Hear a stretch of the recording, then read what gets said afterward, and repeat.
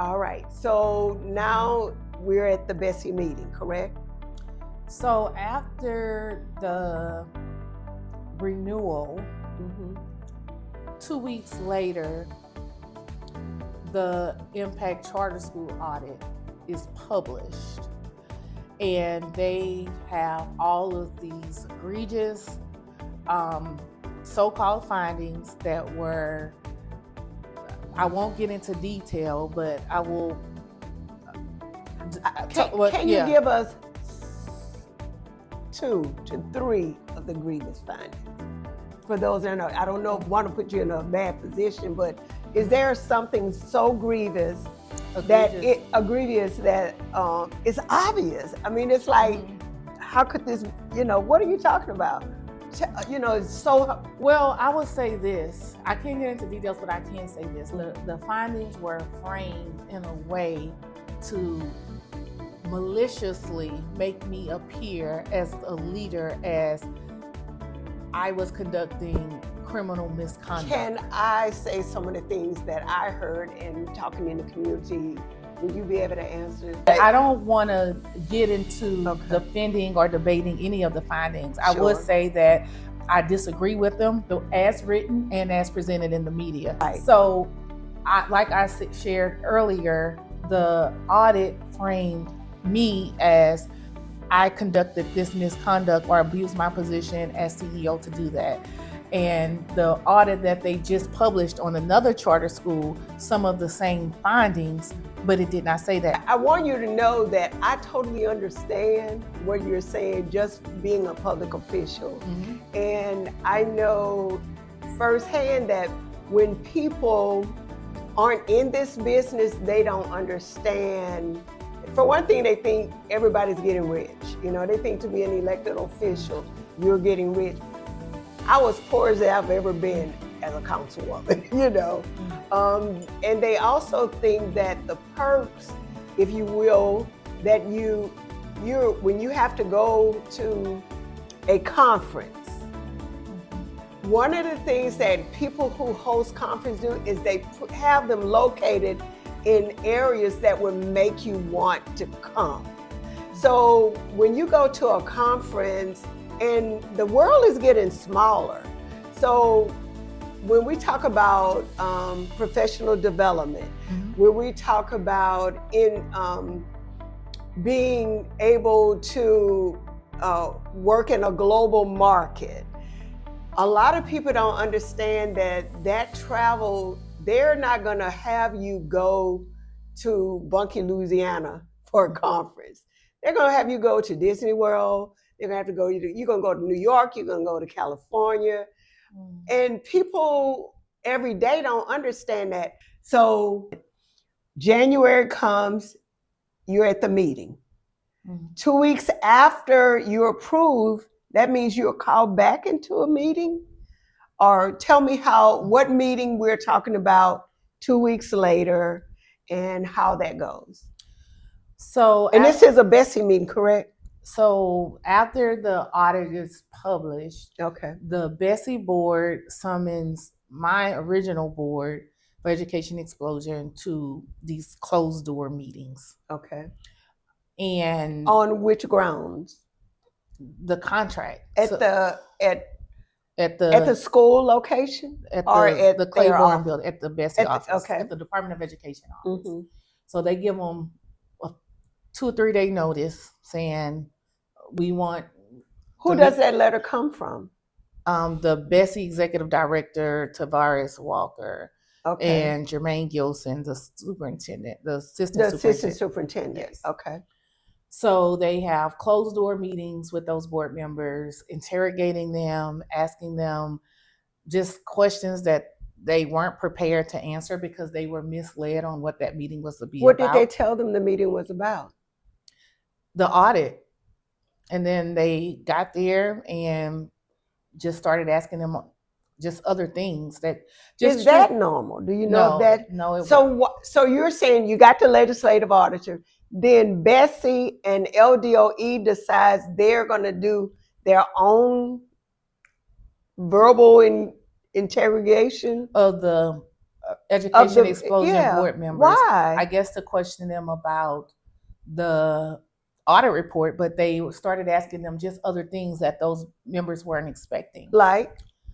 I wasn't there. Okay. So I don't want to, I can't speak exactly of what they were asking, but what was shared with me that it was more interrogation style, and they were asking them questions that they weren't prepared to answer because they were going to the meeting under another pretense. Sure.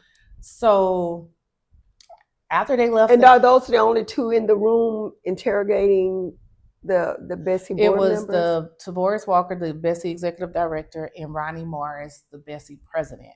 Okay. Of the Bessie board, were the main two leading, facilitating the meeting. He was the only Bessie member that was there from what I was told. Mm-hmm. So I have a question. For such a meeting to take place, wouldn't the Bessie board have to approve, or no? The executive director and the chair of the Bessie just has the discretion to do this? Or do you know? I don't know what their policies are of how to call a meeting. I know they did break the board members up into smaller groups to prevent or circumvent violating open public meetings laws, because in order for a board to meet, you have to post 24-hour notice. So they broke them up in these small groups. But after they met with them, they told them, well, we're going to come and observe one of your future meetings. When is your next meeting? And then they told them, our next meeting is in March, but we're going to come and watch our meetings. What? And yeah. Okay. And then after that meeting, about 3 days later, so they came to the meeting. No, the meeting, they never made it that far. So that was in February. That was on February 17th, I believe. Okay. And by February 19th, a couple of days later, less than 2 days later, those same members received a letter saying that the board is going to be reconstituted or something like that. I don't know the exact language of the letter. And they didn't receive that letter until the morning of the 20th, because they sent it late at night on the 19th. What, by email? Mm-hmm. Okay. And then what time? I didn't get the letter. Yeah. Okay. So it was late in the evening. So after work hours. Yes. Oh wow. And then the reconstitution meeting was the very next day on the 21st. And at what time? It was like 9 o'clock in the morning, something like that. So they were off guard. They didn't know why they were being reconstituted, because they didn't give them that detail in the letter. Did they even know what that was? Reconstituted? I'm sure they understood what that. Yeah. I don't know. I can't speak for them. Mm-hmm. I can't speak for them. But they were given less than a 48-hour notice. They wasn't informed of why this was even being considered.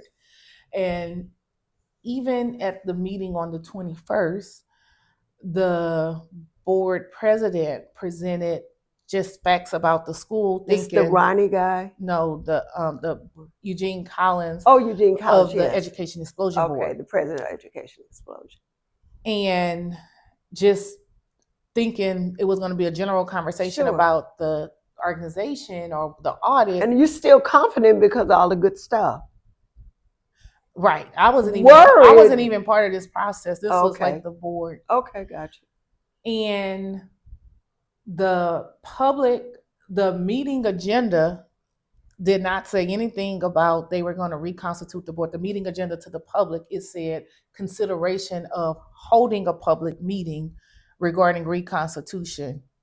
So it was a man in the audience that made a comment and said, if y'all are about to reconstitute this board, that's not what this agenda says. They didn't respond. And then it was another man that made another public comment in the audience that said, well, if y'all are thinking about reconstituting a board of a charter school, where would the members come from? Will they come from the public or the community? Will parents have a say? And they just looked at them. Nope, none of the Bessie members said anything. And then so after the public comment, they looked at each other. They said, any more comments? They was like, no. They said, okay. Did anyone, maybe anyone Bessie, but did anyone from LDOE Are they members of the Bessie board, the Department of Education? No. So are they at the meeting? Yeah. Yes. Do they have what is their position in these kind of meetings? The Department of Education? Mm-hmm. I don't know. They help assist to make it happen. They help Bessie make happen whatever they want to happen. Okay. So all right. So they just look and they don't answer either one of these. Bessie does not. Bessie does not answer. And then, so after no more public comment, they said no more public comment. And then it was like, no. And then one of the Bessie members said, okay, I move for the reconstitution of Education Explosion Board. And these are the 7 members. And they had 7 names came out of nowhere. Okay. Wait a minute. So they knew, okay, wait a minute. Let me go back first of all. Earlier you said that you have to print the agenda certain time in advance for public notice, right? Now, I know as a councilwoman, it has to say exactly what is to occur, and you can't just change and that anything that will take an action without another notice going out to the public. I know that. That's basic, all right? So it sounds like that didn't happen. Right. Then the 2 people bring it up. I mean, 2 people bring it up and just in case y'all don't know, and I understand they may not know, but they do have an executive director who very much boasts about being an officer of the court. And a lawyer. And a lawyer. So he should know about the agenda, that if you have to make a change that requires an action, a vote or whatever, or has to do with money, then you have to put another agenda out. You would have to amend the agenda, yes, give public notice, go through that same process again. And that didn't happen. It did not. And nobody... Even when the man in the audience brought it to their attention and said, if y'all thinking about reconstituting this board, this is not what the agenda says. And then the superintendent, Dr. Brumley, turned to the executive director and asked him, he said, do we need to change anything on the agenda? He got the mic and said, no, we don't, and pushed his mic Tavares back. Walker. Yes, that's what he said. The officer of the law. The lawyer. Of the court, the lawyer. Yes. Okay, all right. And I'm not even a lawyer, and I know that. Yes. Okay, all right. So let's move ahead. So basically, they're putting all their hope in this executive director who probably did the agenda, sent it out, advised them that they could do this. Yes. Then when the comments come up, he doesn't even respond to the 2 in the audience. Yes. Then the LDOE secretary, Dr. Brumley, looks at him and say, should we consider? No, Dr. Brumley himself. Dr. Brumley asks Tavares, should we consider this? Should we change it? Yeah, we need to change it's for a matter of caution. Yeah. And he says, absolutely not. He said, no, it's fine. And I don't remember his exact words, but it's on video. Okay. Said, no. I'm going to go back. Yeah. Now, we've already established you have a Bessie representative who is an elected official. You are not only, and as an elected official, we're about doing what's right for our community. We're supposed to go to bat for our community. So all of this is happening with Bessie.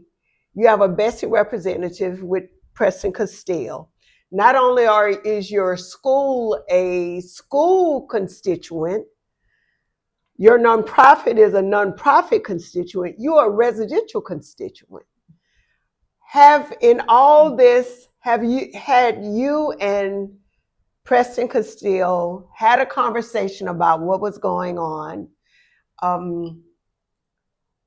What was to come, and what was his response at this meeting? So start from, have you all, because at some point you need your help with your representation. Right. You need, if nothing else, even if you're in a bind, they're going to be like, okay, this is what we got. Help me help you. So right. Tell me about that.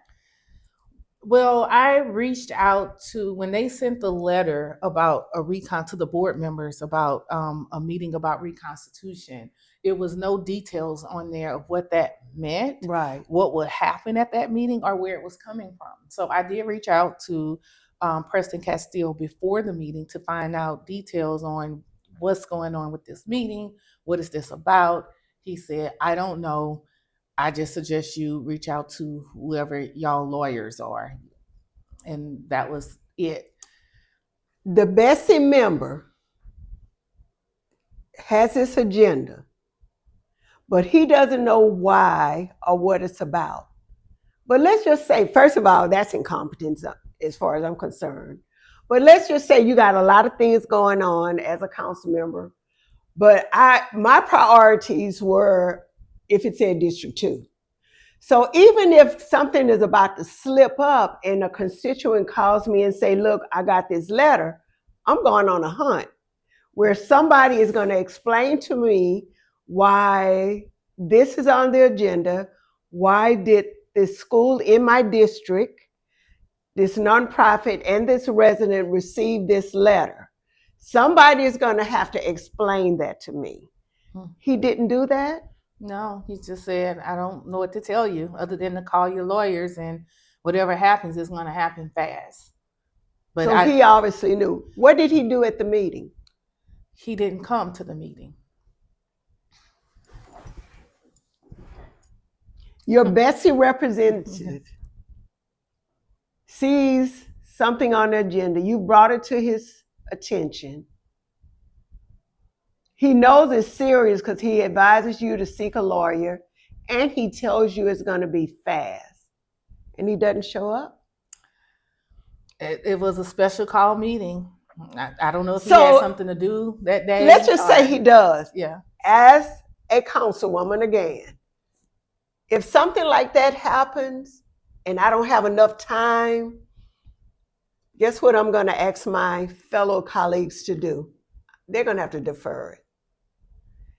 I have never allowed an issue to happen under my leadership like that serious. I don't either have enough information, I can't advise, I can't research, I can't go. They're going to have to wait. Yeah. He didn't do that. And he didn't show up. Did he tell you he wasn't going to be there? I don't recall on that conversation. I don't recall. He may have. I don't recall.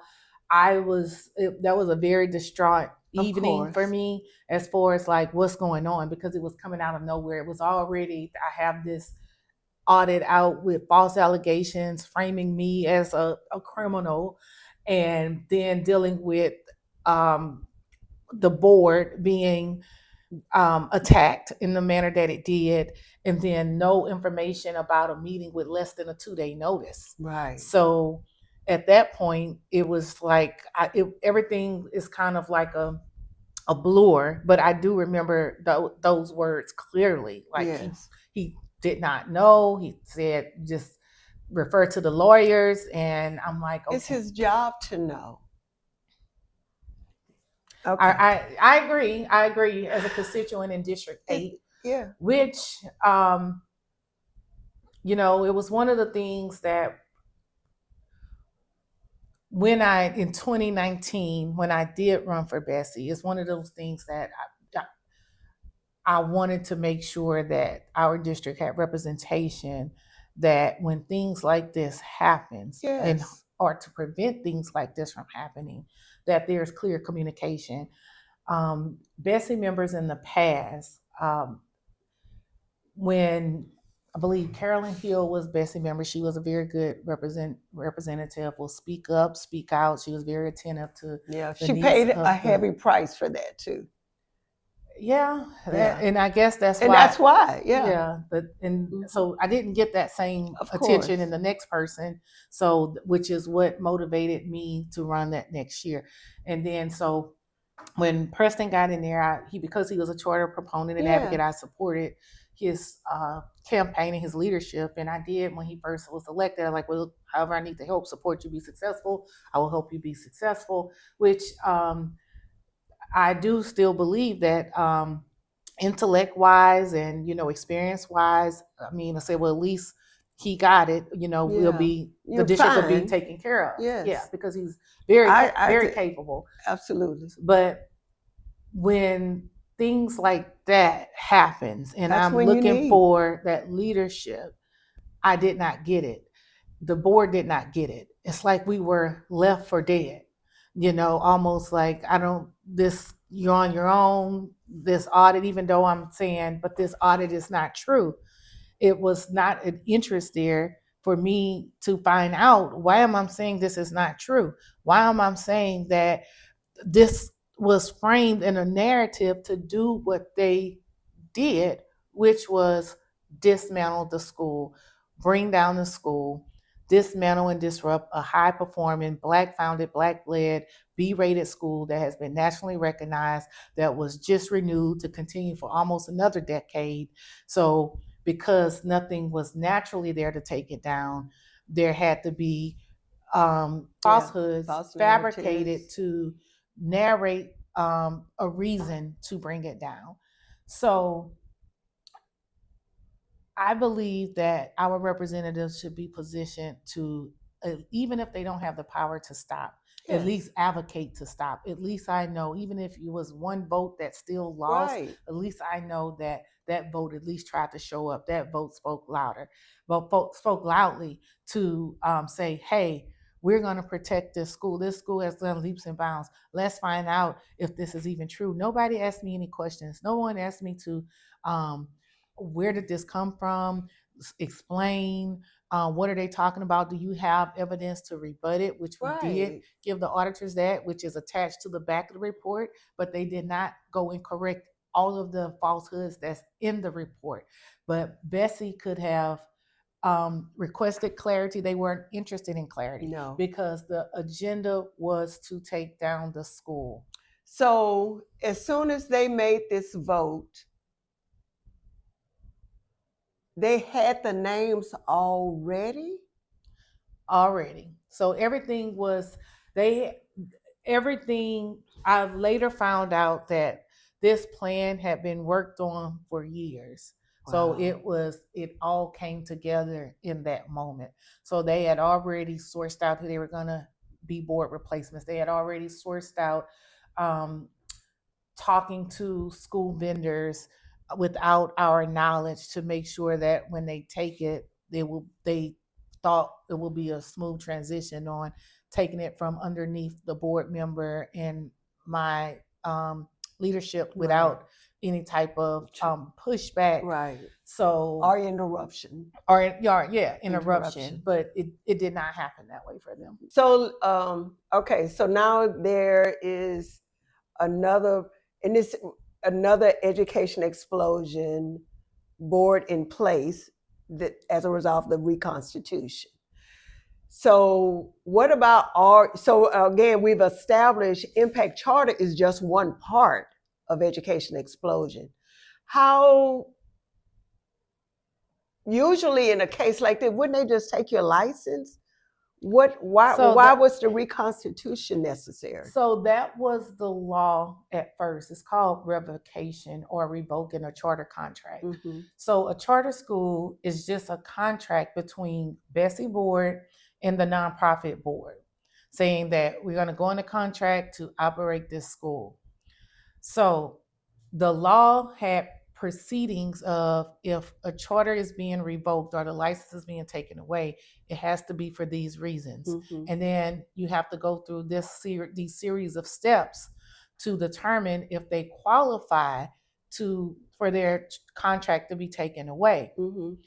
In 2023, when they started this audit process, that's the year that Governor Edwards was transitioning out. It was predicted to have a different governor. They were 90% sure it was going to be a Republican governor, if not a higher percentage. And that once that governor was in place, they were going to push through these laws or bills that are turned into laws to be able to give them the power to overtake a nonprofit, because that's the only way you can overtake a school is through the board. Because the board is private, Yes. you can't mess with that board. So they created a law that empowered them to be able to mess with a private board. So they added under the revocation law saying that Bessie can either revoke or reconstitute to their discretion, at their discretion. So there were several steps if to revoke. Yes. But with a reconstitution, it's just a vote. No due process, none of those steps. It's just a vote. According to them. And that's what we're challenging now in court. So right now we have our board members challenging that because there was no due process, and that law is a part of the revocation law. And there are several civil code procedures that were violated in that process. So now a judge have to determine that how that law should be interpreted and how it was applied. So right now there is a lot of litigation happening regarding this whole reconstitution. So right after Bessie reconstituted, the original board filed a federal lawsuit. So that lawsuit is still going on. Because it's in federal court, it is taking a while. So when you talk about federal, is that Supreme Court? No, that's in the federal court jurisdiction. Okay. So versus the state court jurisdiction. But you have gone to state court several times. So yeah, so Tell me about those. There's a lot of different litigation that's happening here. Okay. So right after the reconstitution, the original board filed a lawsuit in federal court saying that was unconstitutional. It violated our charter contract because that law came out after our charter contract was signed, and reconstitution was nowhere in there. Right. So it's a violation of U.S. contracts clause. It also violated our 14th Amendment right, which is due process. That's right. There was no due process in this entire process. They just like bullied and muscled their way and just did it and took it. Yes. So that is being challenged in federal court. Okay. So that was filed in February. Immediately. Mm-hmm. In March, this replacement board filed a lawsuit suing me after they realized suing you as Chakesha Scott? Yes. So they named me, my husband, my daughter, and my mom in this lawsuit. Saying that we are causing irreparable harm because they can't access certain assets that belong to the private organization. So they're accusing me of what they call irreparable harm. So are you talking about they wanted money, or are they talking about their intellectual knowledge? What are they talking about you withheld? Any assets that they can't access. So because this has never happened before in the history of our country. Yes, in the history of our country, there's never been where a state school board reconstitute a nonprofit without any judicial involvement. So the banks are confused, the companies are confused. So you have one board saying by law we're education explosion. And this board is saying, no, we're education explosion by this law. Mm-hmm. So because the banks and the companies are confused, they have just frozen everything and say, until we get a judge order saying who's the real education explosion, nobody touches nothing. Wow. And that's where that's at. So that lawsuit has been ongoing since March. And that's a federal lawsuit. That's the state lawsuit. That's the state that the replacement board filed. Okay. And the current status on that case is right now is stayed, which means it's been paused by the judge because there have been other due process protection questions that have come up in the process of that litigation. Okay. So that's ongoing and it's stayed. All right. But I know what month I went to court with you one day. What was that one about? I'm not. I know you've been so many. I know. I don't even remember. Yeah. Which, I think I can't remember. I can't remember. But I think that Was that when you Well, wanted Bessie? Well, that was part of their lawsuit, the replacement board. Okay. And our counsel filed a exception saying they have no right of action to sue me because they're not legal. Yes. So, and I know your attorney was Ron Haley. Ron Haley, and I know he has the 1 year. Do you think I heard his testimony. It was powerful. Now, what is that testimony has to do with the state interest? So he testified as a witness of what occurred at that Bessie meeting, at which he noted. I remember him saying a certain minutes that it took a certain amount, like in 3 minutes, all that it was done.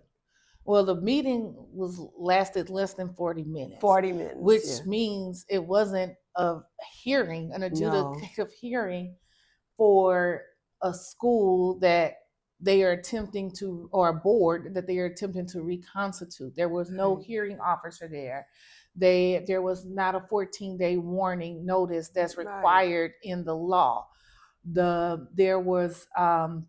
There's no due process. Yes. So reciting the actual occurrence of events for that day was a testimony to further demonstrate how this replacement board has no right of action to sue anybody because the board is illegal. So we have people in the audience. I don't know if you all need to take a break, but the bathroom is down the hall to the left. So yeah, we do have people in the audience. If you want to be in the audience in the future, we'll let you know how that happens. But anyway, so now we're waiting for that. But there's also a federal. The federal, is there anything, I don't know why I keep thinking something supposed to happen with the Supreme Court. So the Judge Ron Johnson has ruled in the favor of all of the exceptions that were filed. So that means each time you've gone before Ron Johnson, you've gone 3 times? Well, I can't remember but exactly a lot of how many times. Okay. To be honest with you, but this case with the replacement board suing me and my family members. He allowed that to continue?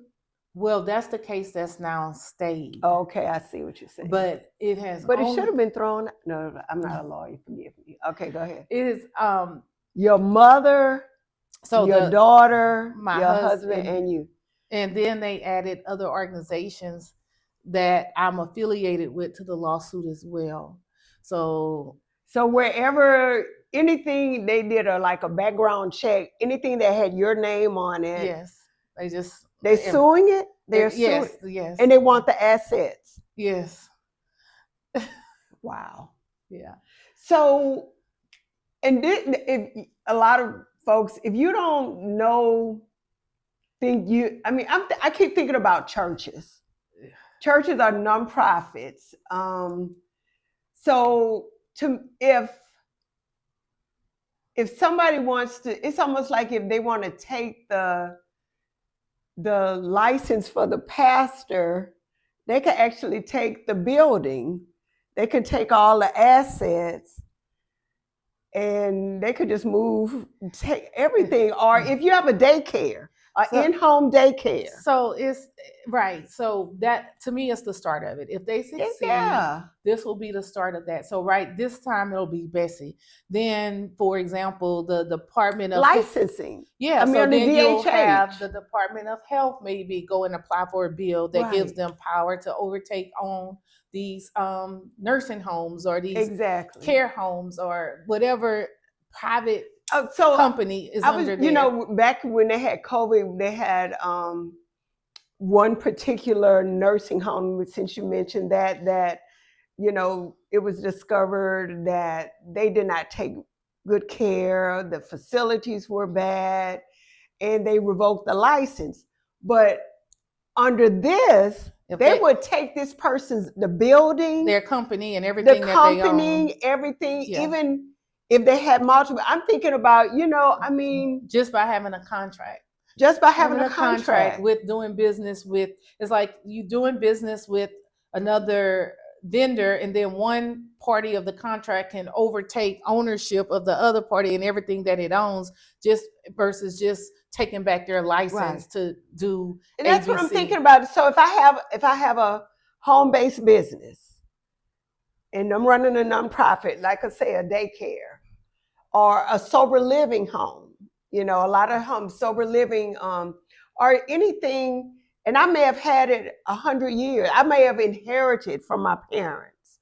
And the DHH decides, somebody, they have somebody who says, oh, they're mad at me because I'm bringing competition, and they get a representative, a senator, to bring this bill, and innocently it passed. Then time comes and my competition will take my whole house. Not just take the license for the sober living, not just take it for the group home, not just take it for the daycare, but they get to take my building, my company, everything. That's what this is. Yeah, they empowered a law that gave them the authority to do that. So now that's part of the lawsuit. To challenge that law is unconstitutional. So again, now I'm going back to that. Who did you piss off?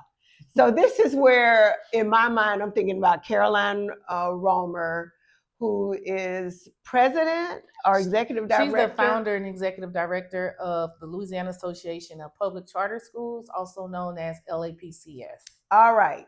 So tell me, not rumor, not alleged, tell me what has been your relationship with Caroline Romer, from you being in this charter space, and if anything changed, when did it change, and why you see, I mean, it's no secret she's behind the bills. It's on a website. It's giving awards to the different senators and state representatives, having charter school champions, all that. But so tell me that relationship and how things have progressed to where they are today. How did you first meet her? What has been a relationship, all that? Because I don't mean to interrupt, but I remember when I was running in 2023, I actually spoke with her, and she wasn't fond of the current Representative Barbara Carpenter. So at some point she was considering, I guess, supporting me, but maybe because it was an incumbent, she spoke to people. There's like, whatever. I don't know. Plus, I'm not good at following up with people. So I never called her. But tell me, I mean, at that point, that's just in 2023, what was going on? I know that was a lot. I mean, I don't know. I mean, she's the executive director of the Louisiana Association of Public Charter Schools. She does engage the charter school leaders with her advocacy efforts. However, I don't know. Okay. Well, I don't know. I would. I think at this point we could tell people to go to your Facebook. Yeah. Chakesha Scott. There's lots of information, background information, because we can't cover everything here. But how this has actually been played out on a video. Is it still pinned on your? Yeah. So if that's what you're asking, how does she fit into this whole puzzle of what has occurred? Mm-hmm. So my relationship with her, like, she's a very direct person, which I can respect. I mean, you don't have to guess what she's thinking or where she's coming from. So I do like that. However, when I reflect back on everything that has occurred, and her responsibility with the Senate Bill 316, which is the very law that we were talking about that empowered Bessie to be able to. And who sponsored that bill? Senator McGaez. That's McGaez, who's about to run for. Did he announce he's running against Senator Cassidy? Yes. Okay, and is he Lafayette or where? I have no idea. Yeah. Okay, Senator McGaez. Idea. We know we're not voting for Senator McGaez. Yeah, his name. Yeah, Blake McGaez. I think Blake is his McGaez. Name. Okay. Yes. So she got him to, and what I'm finding is, and this is the part of the process I've learned a lot about. One thing I noticed that it's like newbies. Like he had been there. Yeah, sometimes the way I'm seeing it play out, that when they these bills sponsored, they don't. A lot of times these legislators don't realize what they're signing up for until it's too late. But that's who she used as a vehicle to get that bill sponsored. And a lot of times, you don't know the larger play behind these new laws until it actually occurred. Mm-hmm. So it's strange because you get a bill sponsored for reconstitution, but Bessie has not revoked a charter in decades of any school. So why is there urgent push to get a bill sponsored for reconstitution? And I actually looked at the charters around Senator McGaez. There was first of all, there were very few, but none of them would even qualify for reconstitution or even revoke. So why would he have that interest? Right. It would be so foreign. I mean, I always go back to money, or support. And it goes back to the director, Caroline Romer, over this association. Why would she have an interest to get a bill like that sponsored? Right. Because the public answer is, oh, well, it helps keep a school open instead of closing it all together. Well, that wasn't the case here because the founders of the school and the founding board wasn't even considered in the process. It was done unilaterally against their will. And now that it's still open, it's crumbling. Yes. So you keeping a school open is really to close it another way. You can't revoke it because the school don't qualify. So we're going to close it by putting our own people there and then close it down that way. Yeah. So that is detrimental to our community, to our kids. How many kids and families have been impacted by this? We had a student population of over 450 students. Hundreds of them have left. However, they were stuck in the middle because it happened in the middle of the school year. Some of them don't have another option to go to or a preferable option to go to. You have decade-long friendships that were destroyed. You have those kids they were traumatized by having to be uprooted from the only home that they knew for the last 10 years. Mm-hmm. Some of them have been there for several years to be uprooted and moved to a dilapidated building that CBS had ruled that it was closed. Yeah, well, CBS did a national story on the condition of it, and I urge if anyone review the Department of Health inspection reports on that facility, you will faint when you see some of the problems of why the building had to be closed in the first place. Right. It was a reason why the city of Baker wasn't using that facility anymore. So speaking of Baker Community Schools, you're in a fight for your school now, our impact charter, education under education. But you've also been before Bessie in support of Baker Community Schools. Mm-hmm. And I guess the question I have for you is there reciprocity in that support now that you are facing this difficulty? Yeah. What was going on with the city of Baker? I know Mayor Waits was there. You were there. What was going on there? So I've always been an advocate for the right thing for kids. So I saw the writing on the wall in 2022 when we were going through another renewal process.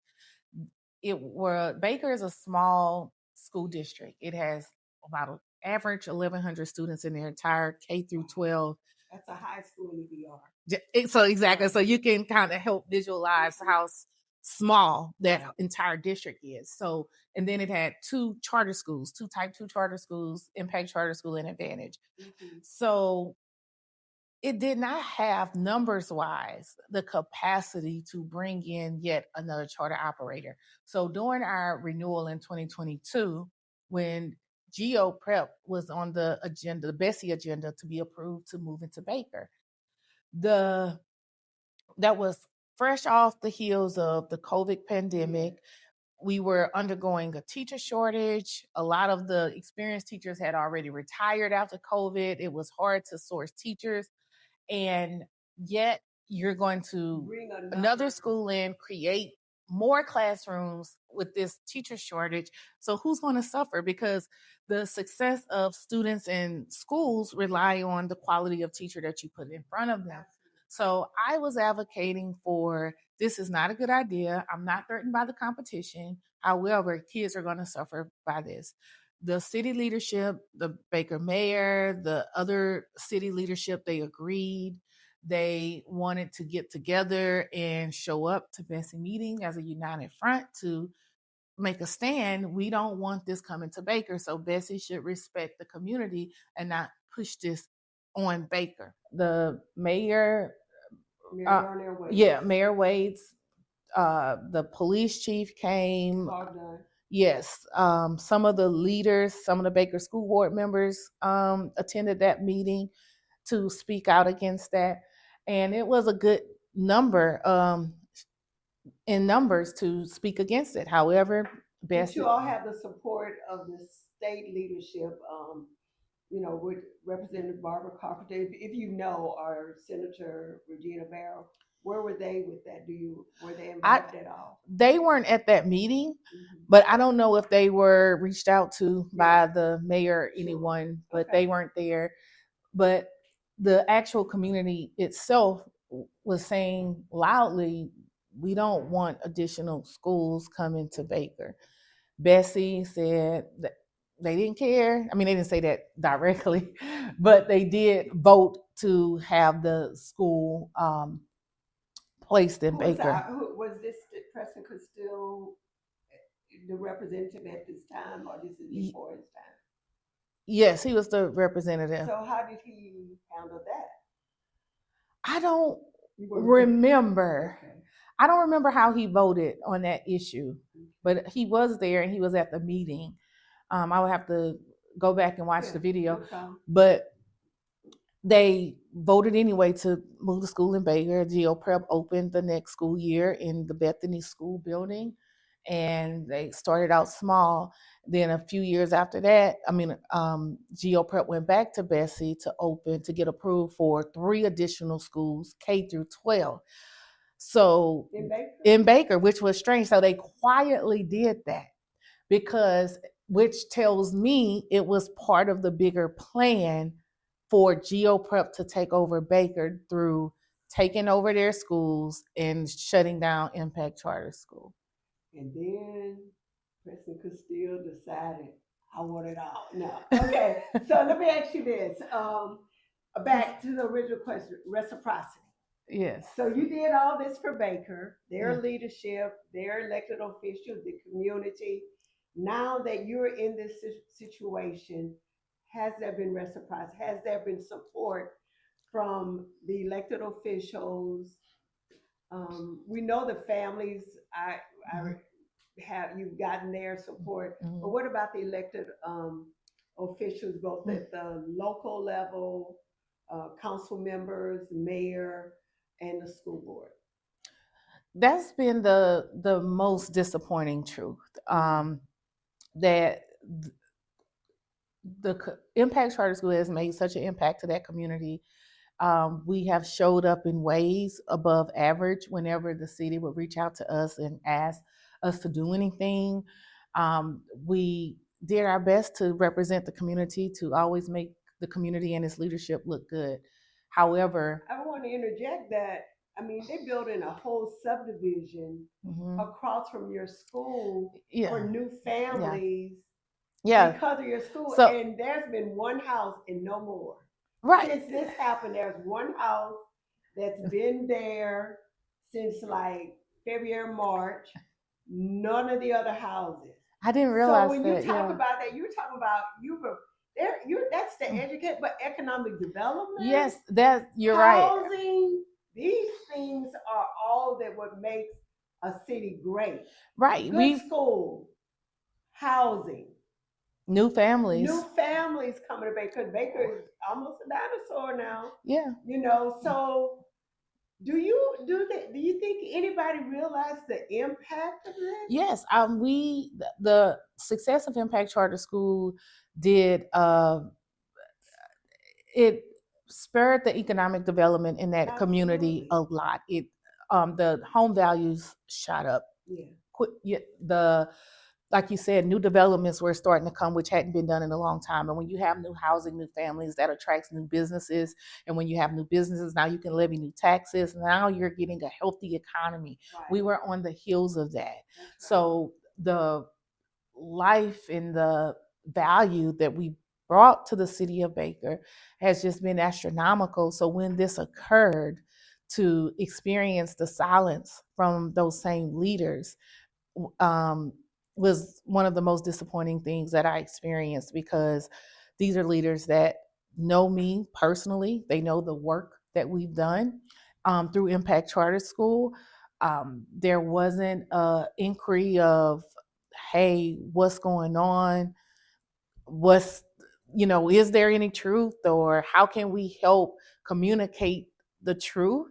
It was just silence. So even though there was no speaking out against um, me or the situation, but sometimes silence speak louder than words. So silence is a stance. Think MLK speaks something about when you're silent, you are actually giving approval. I don't remember the exact words, but yeah. Okay, so now we are into, we've gone through the courts and everything. I guess the question I have, how has this impact you um, personally, you know, and I know the answer as it relates to the families because we were down at Essence and I remember seeing a car drive up in all the traffic and the driver, a couple jumps out, the driver and the passenger to embrace you because their kids were at the school, and the number of people who I have seen both on social media saying how they're praying for you. They identify what's been going on. And, what I found out is that there are usually more for you than against you. It's just they don't say anything. Yeah. But those prayers do matter. But Yes. I mean, down in New Orleans, people rushing to you. How has this impacted you in daily living in the community between Baker and Zachary and around? When you see these families, how is your reception and how do you feel? Because I know at some point you said you felt like you had failed the family because you could not stop it. But tell me about you personally. How are you dealing with this personally? How is your faith being impacted positively, negatively, and when you see your families out? So it's always encouraging to see those families. They share encouragement with me. I do the same. I'm a believer that God is in control and everything has a purpose behind it. And even though we don't understand what's going on, just to know that the families were impacted and that they value what we brought to the community is very uplifting and encouraging, because it puts the focus back on, even though the enemy tried to destroy something that was great, the impact still happened. The impact is still occurring, it's still happening. And when I see those families, or when they see me, or when they reach out to me and let me know, like, hey, my son is doing this, hey, my daughter still does the deep breathing that you taught her to do, or the they remember what you said on this day and how it carries with them. When we see some of our students who are now in high school working fast food jobs, and they're just so excited to say, "Oh my God, this God," and just like, "Oh, I miss Impact," and like they have so many memories of how the school transformed their lives, how the school made them feel, and even when they go off to other schools, they still feel like it's no place like that. So to know that that work did not go into vain, and that it's a bigger reasoning behind this, and that's what I'm, waiting patiently, as waiting for God to reveal and roll out as we navigate through this. That's what keeps my faith strong and keep me focused and moving forward. And to ensure that I continue to advocate and inform the public and raise awareness around how do we prevent this in the future? How do we stop it in the tracks when it's forming? And because that's what we didn't do when it was forming. We just kind of we saw it before, but we didn't do anything. We just deal with things as they occur, but then sometimes it's too late. And one of the things when I went to the conference with you in charter school, we found other Black women around the country had faced this. Yes. And and they I do believe that there are, I think, Black charter associations. I think this part of the advocacy Yes. needs to be something that is very strong. Absolutely. Because they could pick you off one by one, and it is happening, but it's happening in silo. I think you could be a lawyer when this is all over, a real lawyer, a knowledgeable lawyer, a lawyer that follows the law. Because we sound like we need that in the charter, and definitely at Bessie. But as we move forward, do you have any parting words on what you want? I mean, at some point, I'm sure you're like, I wouldn't even want things to be the same. Yeah. I would want them better, because you've gone through too much. Your family has gone through too much for it to be the same. Yeah. It had, the Bible says if a man steals from you, he'll give you 10 times more. And so, whether, I don't know, I mean, you've been stolen. Everything, they have stolen from you. This is a criminal offense. They think you should go to jail. I think they should go to jail. Yeah.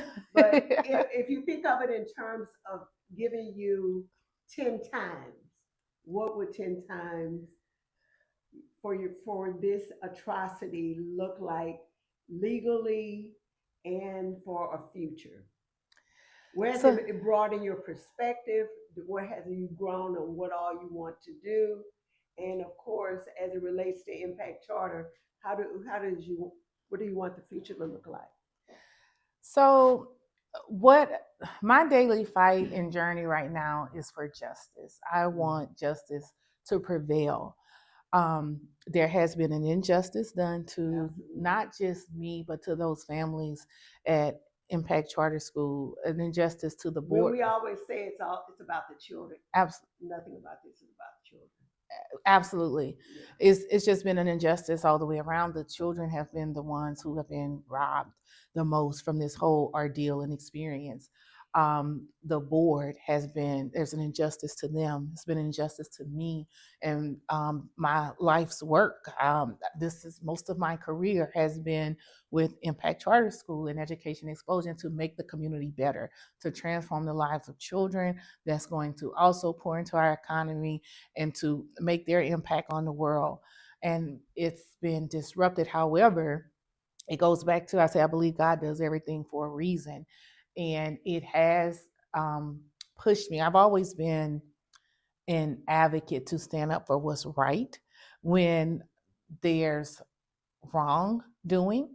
I've never experienced it at this level, but God has pushed me to be that voice of raising awareness, of calling out wrong when it occurs, and to hold those accountable for what they have done. It's just been something in me. I don't stop until that's done. So right now I am fighting for, if this does not stop. This becomes an example and the start of something else. When I want to reverse that, I want to make sure that what has happened here does not happen to other schools or other leaders, not only throughout this state, but throughout the country. Yeah. So in order for that to happen, we have to, one, make sure that we have great schools. God has blessed us with over a decade tenure of excellent schools. Over that time, I've learned how to create,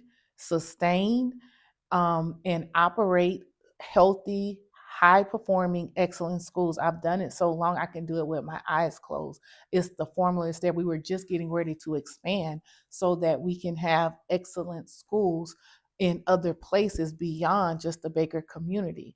So it doesn't have to be me running and operating those schools. I want to help other younger leaders and leaders who have an interest and passion about education and opening new schools be able to do that and be able to sustain those schools and create and launch high performing schools so that kids in different communities all over can have that access. And at the same time, I also understand that policies drive what our autonomy looks like. And in order to be able to do that and do it without fear of being attacked for doing something great, we have to make sure that we understand the policies that our legislators are putting in place. We have to understand who we are voting for that represents us, to who's going to vote on these policies, who's going to represent us properly to fight against certain policies that are bad for our community. But I really believe it's up to the legislator to bring these things to the community. And let's say, I'm not there, and I know they work really, really hard. They have long hours, they have big. But if you have constituents that are crying out, you're supposed to pause and say, wait a minute. And nobody did that. Nobody. And, I think of the Legislative Black Caucus. The reason we have Black leadership is to support Black leadership, to support Black communities, to let that be a priority. Not that you don't, take care of everybody, but even that bothers me. Nobody from the Legislative Black Caucus or the Baton Rouge delegation ever communicated with you? No one inquired on what's going on. How can we support? And I don't know, maybe I was supposed to reach out. I don't know. But you based on what I see, you sent letters. Yeah, I have sent letters to those accountable parties of what's going on. Again, I'm still waiting on responses to those letters. Because this is the thing, when you don't know, you know. But once you send that letter, that's when the accountability time clock begins. And you can ignore it, you still responsible. It's still, you are still responsible by omission or commission, legislators, elected officials. Your absence of responding does not make your responsibility and your accountability go away from this side or on the other side. All of this is going to be part of the bio on that day of judgment. And that's what people don't understand. Every decision has to be about kingdom. This is talk show about politics, religion, nothing sexual today, and also money. Yeah. So we didn't get a lot of it, but depending on what the topic. So we have it. You all have it. This wraps up the episode 1 of Talking Points with Chauna Banks. It may end up being part 1, part 2, part 3, but I absolutely wanted you to get everything out. I wanted it to be crystal clear about what's going in. I wish you well. You got me. Thank you. I don't just, I wasn't looking for a fight. I wasn't looking for it, but and I tell people I was called to come alongside you, and I'm glad I did. I would not, most people could tell you, I don't know a lot about audits, or, I've gotten my taste since, a lot of this stuff be connected, you all don't know. And it's part of the discrediting part. We have Chakesha Scott who's been discredited by audit. Then Chauna Banks come to help her, so we're going to discredit Chauna Banks with an audit. Yeah. And so a lot of this stuff, I know you don't think, but it's spiritual warfare, folks. It really is, and the devil doesn't have any new tricks. But I wish you well. I claim victory in Jesus' name, no matter how it looks. And I hope you all enjoyed. Please, we'll be getting the link out as it relates to Facebook and YouTube. We want you to like, we want you to share. Thank you for being the first guest. And one of the things that I'm going to want each one of my guests to do is commemorate your time here with me on the Talking Points with Chauna Banks. So before you leave today, I'm going to need you to sign off with your signature. I'll be honored. All right. And we'll see you soon. Bye-bye. Bye.